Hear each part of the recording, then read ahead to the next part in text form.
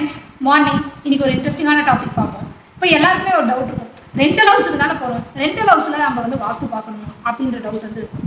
வாஸ்துன்றது matter இல்லைங்க, science. இப்போ 5 எலமெண்ட்ஸும் உங்கள் வீட்டுக்குள்ளே வந்தால் தான் உங்களுக்கு ஹாப்பினஸ் அப்படின்றது இருக்கும். அதை நான் ஆல்ரெடி உங்களுக்கு நான் சொல்லியிருக்கேன். இப்போது ஹவுஸ் ஓனர்லாம் என்ன பண்ணிடுறாங்க அப்படின்னா, நம்ம இது ரெண்டல் பர்பஸ்க்கு தானே விடுறோம், இந்த வீடை வந்து எந்த வாஸ்துப்படி கட்டணும்லாம் அவசியம் இல்லை.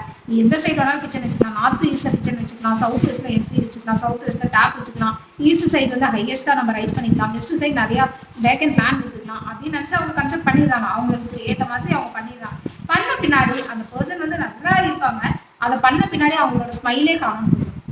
என்னதான் அவங்க ரெண்டலுக்கு விட்டாலும் ப்ராப்பர்ட்டி அவங்களுக்கு தானே. இப்போ என்னதான் நம்ம கார் வச்சு லக்ஸுரியா வச்சிருந்தா கூட நம்ம ரெண்டல் கொடுத்து ஒரு டாக்ஸில போகும்போது ஒரு கம்ஃபர்டபுள் இருக்கும் பாருங்க, அதோட எதுவுமே இருக்காது. அது மாதிரி தாங்க நம்ம ரெண்டலுக்கு விட்டாலும் சரி, நம்ம யூஸ்க்காக இருந்தாலும்